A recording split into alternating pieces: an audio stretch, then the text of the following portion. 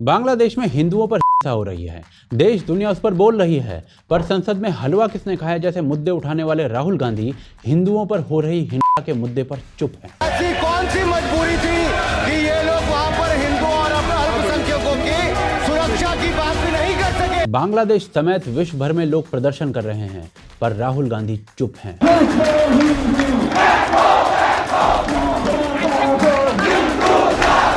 राहुल गांधी भारत के विपक्ष के नेता हैं, पर फिर भी वो इस मुद्दे पर चुप हैं। तो कहा भी ये भी जा रहा है कि बांग्लादेश के हिंदुओं का क्या होगा, वहाँ के ईसाइयों का क्या होगा। ये सब बेबुनियाद और बेवकूफ बातें हैं। परंतु क्यों चुप हैं राहुल गांधी? आखिर क्यों हिंदू बहुल देश में रहते हुए भी हिंदुओं का मुद्दा नहीं उठा पा रहे? किसने मुंह बंद किया हुआ है राहुल गांधी का? जानने के लिए वीडियो को अंत तक देखें और चैनल को सब्सक्राइब कर लें।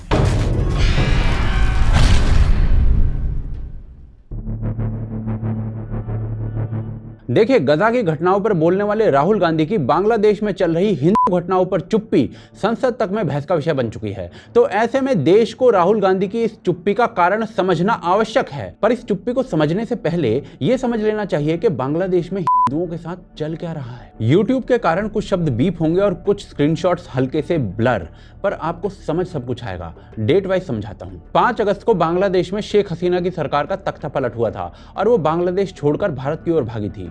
और इस पूरे कांड को सड़क पर उतारने में सबसे बड़ा हाथ यदि किसी संस्था का था तो वो थी जमात-ए इस्लामी। अगले ही दिन यानी कि 6 अगस्त की सुबह से ही बांग्लादेश में माइनॉरिटीज स्पेशली हिंदुओं पर हो रही घटनाएं बढ़ने लग जाती हैं और एक ही दिन में 54 ऐसी घटनाएं सामने आ जाती हैं जिनमें घर जलाना, मंदिर तोड़ना या दुकान लूटना मुख्य थे। जब इतनी बड़ी संख्या में ये घटनाएं होती हैं तो भारत सरकार माइनॉरिटीज की इस व्यथा पर चिंता व्यक्त करती है, पर इस चिंता का कोई प्रभाव नहीं होता क्योंकि 6 अगस्त को ही एक भीड़ बांग्लादेश के इस्कॉन मंदिर को जला देती है। परंतु 7 अगस्त से होने वाली घटनाएं नाटकीय रूप ले लेती हैं क्योंकि जमात-ए इस्लामी के 2220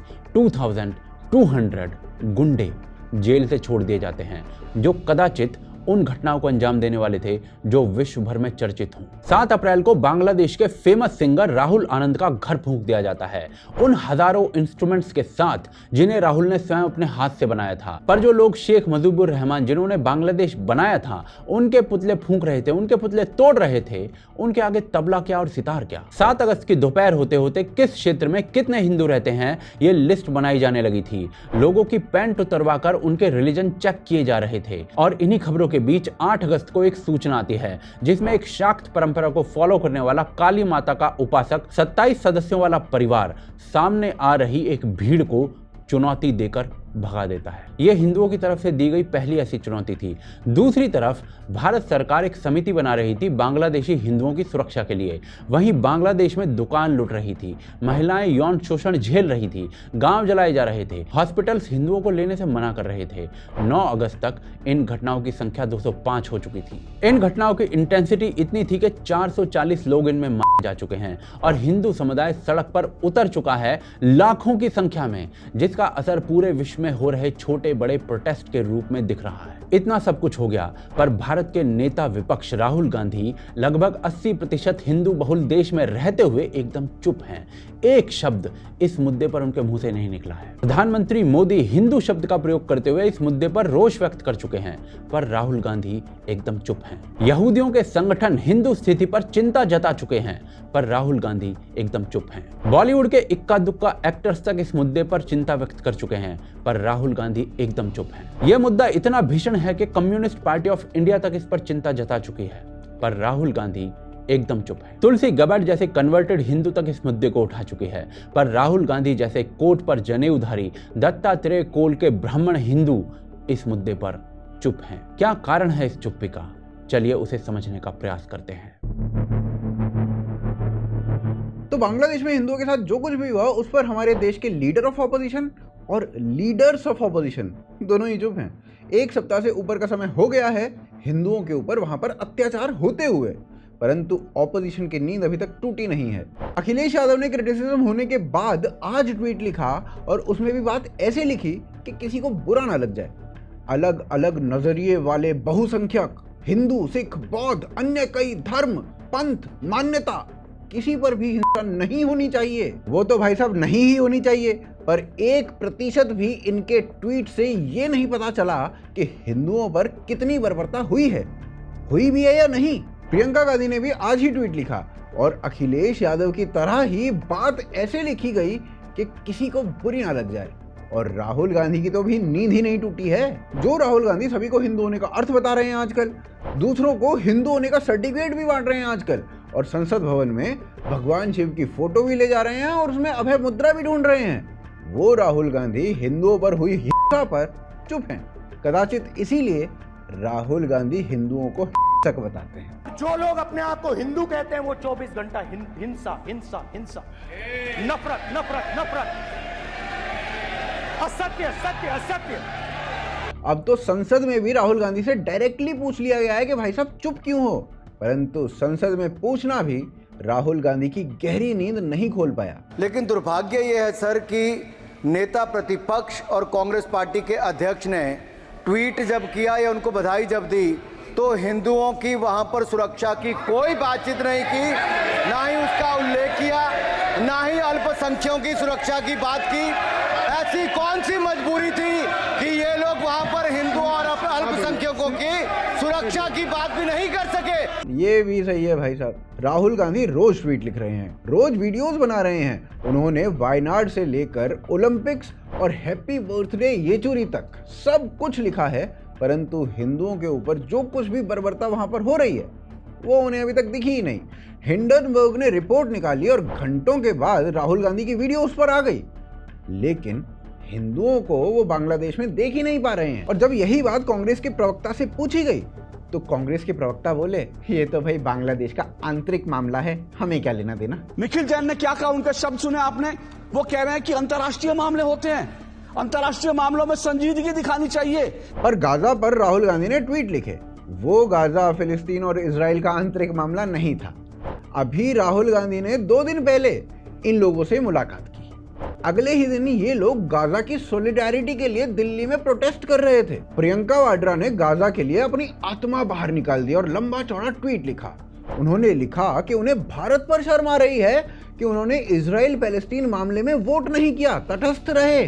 फिर उन्होंने दूसरा ट्वीट लिखा कि जो कुछ गाजा में हो रहा है और इंटरनेशनल कम्युनिटी जो उसे होने दे रही है, ये ना पूरी मानवता के लिए शर्मनाक है। इसमें वाड्राइन ने जेनोसाइड जैसे शब्दों को भी देख लिया और लोगों को इसके अगेंस्ट खड़े होने के लिए अपील भी कर दी, लेकिन बांग्लादेश में इनको कुछ ऐसा नहीं दिखा। इसी मुद्दे पर वाड्राइन ने फिर तीसरा ट्वीट लिखा और मैडम ने कहा, इजराइल जो कि भारत का मित्र देश है वो बैरबेरिक है, और बाकी सब कुछ तो ट्वीट में लिखा हुआ है, मैं तो बोल भी नहीं पाऊंगा। गाजा के लिए बोलना वहां का आंतरिक मामला नहीं है वो तो। और फिलिस्तीन और जो फिलिस्तीन और इजराइल की लड़ाई थी वो तो प्रियंका गांधी वाड्रा के घर के नौकरों की लड़ाई थी ना, वो तो अंतर्राष्ट्रीय मामला था ही नहीं, वो तो उनके घर के ड्राइवर और मालिक के बीच लड़ाई थी। अब आगे बढ़ने से पहले ना थोड़ा सा इन ट्वीट्स का कंपैरिजन करिए। जो ट्वीट गाजा के लिए इन्होंने लिखे इसकी इंटेंसिटी देखिए, और जो अखिलेश और प्रियंका ने बांग्लादेश के लिए लिखे उनकी इंटेंसिटी देखिए। आपकी स्क्रीन पर सब कुछ है, आराम से स्क्रीन रोकिए और पढ़िए। ये तो चलो प्रियंका गांधी और राहुल गांधी थे। सोनिया गांधी ने एक लंबा चौड़ा आर्टिकल लिखा फिलिस्तीन के साथ सॉलिडारिटी दिखाते हुए। मोदी जी से फिलिस्तीन के बारे में सोनिया गांधी स्टेटमेंट मांग रही थी, मगर वो भी बांग्लादेश के हिंदुओं पर चुप है। कनाडा की ऑपोजिशन पार्टी ने भी बांग्लादेशी हिंदुओं के लिए बात कर ली, पर हमारे लीडर ऑफ ऑपोजिशन अभी तक सोए हुए हैं। सीए कानून भारत के पड़ोसी देशों से आए पीड़ित लोगों को नागरिकता देने के काम आता, पर कांग्रेस ने उसमें भी टांग अड़ाई और उसमें मुसलमानों को ऐड करने की बात करी। यानी पाकिस्तान के बहुसंख्यकों को भारत में बुलाने के लिए तो इच्छुक हैं, पर अभी तक एक बार ये नहीं बोल पाए कि बांग्लादेश में जो भी पीड़ित हैं उन्हें भारत आ जाना चाहिए। यहां तक कि कांग्रेस ने रोहिंग्या मुसलमानों को भारत में बसाने की पैरवी कर दी, पर हिंदुओं पर एक ट्वीट तक नहीं लिख पा रहे हैं। पर अब अंत में एक प्रश्न आपसे, क्या अपने आप को हिंदू कहने वाले पारसी दादा के बेटे को बांग्लादेशी हिंदुओं पर कुछ नहीं बोलना चाहिए? पर चलिए अब ये समझने का प्रयास करते हैं कि राहुल गांधी चुप क्यों हैं, और उससे पहले ये समझेंगे कि एक बड़ा इकोसिस्टम जो है वो इस पूरे मुद्दे पर कैसे रिएक्ट कर रहा है। देखिए, कोई भी पॉलिटिकल पार्टी किस मुद्दे को उठाती है वो इस बात पर डिपेंड करता है कि उस मुद्दे को वो कितना भुनाकर वोट बटोर सकती है। कांग्रेस, बीजेपी या कोई भी वाम दल सभी इस मुद्दे पर चैंपियन हैं। कांग्रेस या राहुल गांधी उसी मुद्दे को हवा देंगे जिस पर उन्हें वोट देने वाला समुदाय खुश हो जाए या उनका साथ देने वाला इकोसिस्टम खुश हो जाए। बांग्लादेश के हिंदुओं पर एक पर्टिकुलर विचारधारा वाले इकोसिस्टम का रुख वो देखते हैं जरा। जिस दिन बांग्लादेश में तख्ता पलट हुआ उसी दिन से हिंदुओं पर होने वाली ये घटनाएं शुरू हो गई थी, पर सेम डे यानी कि 5 अगस्त को ही एक कॉपी पेस्ट नैरेटिव भी बनाना आरंभ कर दिया गया था, जिसमें यह कहा जा रहा था कि बांग्लादेश का बहुसंख्यक समुदाय तो मंदिरों को घेर कर उनकी सुरक्षा कर रहा है। ऑल्ट न्यूज ने ऐसे 1-2 नहीं दसियों फोटो शेयर किए थे, परंतु ये नहीं बताया कि सुरक्षा किससे की जा रही है, और इसी नैरेटिव को फुट सोल्जर्स द्वारा सोशल मीडिया पर फैलाया गया था। क्या इस घटना से आपको कुछ याद आता है? तो जी, यही ह्यूमन चेन टेंपल बचाओ नैरेटिव बेंगलोर में भी बनाने का प्रयास किया गया था। पर क्यों? क्योंकि शहर का शहर जलाकर रख दिया था पहले एक समुदाय की भीड़ ने, तो फेस सेविंग में ह्यूमन चेन आ गई थी। वही सेम पैतरा बांग्लादेश में कॉपी पेस्ट हो रहा है। दूसरी ओर एक खास नैरेटिव वाले यूट्यूबर्स को बांग्लादेश की घटनाओं के पीछे कौन है ये भी समझ नहीं आ रहा है। पहला ये कि हमला जो हो रहा है हिंदुओं पर वो किस स्केल पर हो रहा है। बांग्लादेश के पत्रकार और माइनॉरिटी राइट संगठन एग्जैक्ट स्केल तो नहीं बता पा रहे हैं। क्या लोगों को मारा जा रहा है? अगर हां तो कितनों को मारा जा चुका है? ये नंबर, ये आंकड़ा हमें अभी तक नहीं मिला है। और तीसरी तरफ द वायर के सिद्धार्थ वरदराजन और आरफा खानम शेरवानी ने तो बांग्लादेश में हो रही इन घटनाओं को बकवास ही बता दिया है। यहाँ पे हालांकि दक्षिणपंथी हिंदुस्तान में लोग कह रहे हैं कि अब बांग्लादेश जो है वो सीधे तौर पे इस्लामिक फैनेटिसिज्म वहां पे हावी हो जाएगा। तरह तरह के कयास लगाए जा रहे हैं, तरह तरह के एलिगेशन लगाए जा रहे हैं। ये भी जा रहा है कि बांग्लादेश के हिंदुओं का क्या होगा, वहां के ईसाइयों का क्या होगा। ये सब बेबुनियाद और बेवकूफ बातें हैं। पर ये तो चलिए सोशल मीडिया का नैरेटिव है, इकोसिस्टम का मीडिया इस पर क्या कह रहा है। तो जी, स्क्रोल द्वारा लिखे गए इस आर्टिकल को पढ़िए, इसकी हेडलाइन को पढ़कर सुनाता हूं मैं आपको। बांग्लादेश, हमें क्यों सावधानी बरतनी चाहिए हिंदुओं पर हो रही घटनाओं को समझने से पहले। दबाव के बाद इस आर्टिकल की हेडलाइन चेंज कर दी गई थी, पर अंदर क्या है इस आर्टिकल में वो बताता हूँ। इस आर्टिकल के अंदर लिखा जा रहा था कि भाई कोई भी अपराइजिंग हो उसके बाद थोड़ी बहुत हिंसा तो होती ही है, क्या बड़ी बात है। इस प्रकार से इस आर्टिकल में इस लैंग्वेज में इन दर्दनाक घटनाओं को जस्टिफाई किया जा चुका था। तो अब जस्टिफिकेशन के बाद इन घटनाओं को हिंदुत्व का प्रोपेगेंडा कहते हुए भारत के राष्ट्रवादी लोगों पर ही सवाल खड़े कर दिए गए कि वो क्यों और कैसे इन घटनाओं के मुद्दे को उठा रहे हैं। गजब। इसके बाद न्यूयॉर्क टाइम्स ने बांग्लादेश में हिंदुओं पर हो रही इन घटनाओं को रिवेंज कहा। कैसा रिवेंज? राहुल आनंद तो स्वयं प्रोटेस्ट का पार्ट थे, उनका घर फूंक देना कैसा रिवेंज था भाई? इनोसेंट महिलाओं के साथ यौनाचार कैसा रिवेंज है? अल जजीरा के अनुसार ऐसी घटनाओं को भारत में केवल उठाया जाना इस्लामोफोबिया है। मतलब ये वीडियो जो हम बना रहे हैं ना इस समय इन घटनाओं को बताने के लिए, ये इस्लामोफोबिया है। सोचिए नैरेटिव कहां तक घुमाया जाता है। मीडिया या सोशल मीडिया से अलग इक्का दुक्का बॉलीवुड सेलेब्स को छोड़कर क्या किसी ने कहा ऑल आइज ऑन बांग्लादेश? जिन लोगों की आंखें रफा तक, गाजा तक देख आई थी, पड़ोस में बांग्लादेश तक नहीं पहुंची। इसके अलावा क्या किसी इस्लामिक ऑर्गेनाइजेशन या स्कॉलर या फिर ओवैसी ने कंडेम किया जो बांग्लादेश में हो रहा है? कोई मदनी, कुरैशी वगैरह वगैरह किसी बड़ी ऑर्गेनाइजेशन का नाम मैं नहीं ढूंढ पाया। तो मुस्लिम ऑर्गेनाइजेशंस चुप हैं और इकोसिस्टम बांग्लादेश की घटनाओं को जस्टिफाई कर रहा है। पर ऐसे में विपक्ष के नेता जनेऊधारी राहुल गांधी जी क्यों चुप हैं? वो आगे देखते हैं। तो देखिए, राहुल गांधी हो या कोई भी नेता हो, वो मूल रूप से उस इकोसिस्टम के विरोध में नहीं जा सकता जो उसे सहायता पहुंचाता हो, या फिर उस वोट बैंक के अगेंस्ट नहीं बोल सकता जो उसे चुनाव जितवाते हो। लेकिन जब इस मुद्दे को आप सूक्ष्म रूप से देखोगे तो आपको राहुल गांधी के चुप रहने के ना 2 कारण दिखेंगे। दोनों पर बात करते हैं। तो पहला कारण है कि बांग्लादेश के बड़े जर्नलिस्ट ने कल राहुल गांधी पर आरोप लगाया कि उन्हें जो कुछ भी बांग्लादेश में होने वाला है वो पहले से ही पता था, और राहुल गांधी भारत को टुकड़ों में तोड़ने का जो सपना देखते हैं, ऐसे लोगों से लंदन में जाकर मिल के आए थे। उनके अनुसार ये केवल आरोप नहीं है, बल्कि इस बात के उनके पास फुल प्रूफ है। सो मेरे पास ये इंफॉर्मेशन आया, solid information backed by credible evidence. Rahul Gandhi Sahab, he went to London.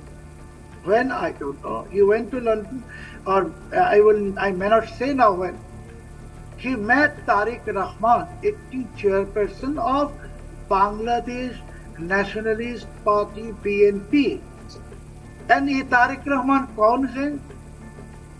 Bharat की उल्फा को 10 ट्रक आर्म्स एंड वेपन्स भेजने के केस में he is facing life-term imprisonment.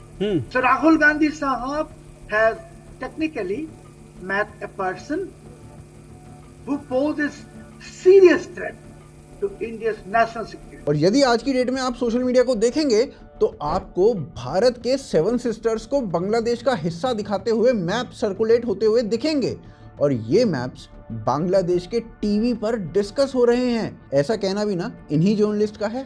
देखिए, जब ये गवर्नमेंट का ओथ भी नहीं है, शपथ भी नहीं हुआ, उसके आगे ही एक मैप रिलीज हो गया बांग्लादेश का।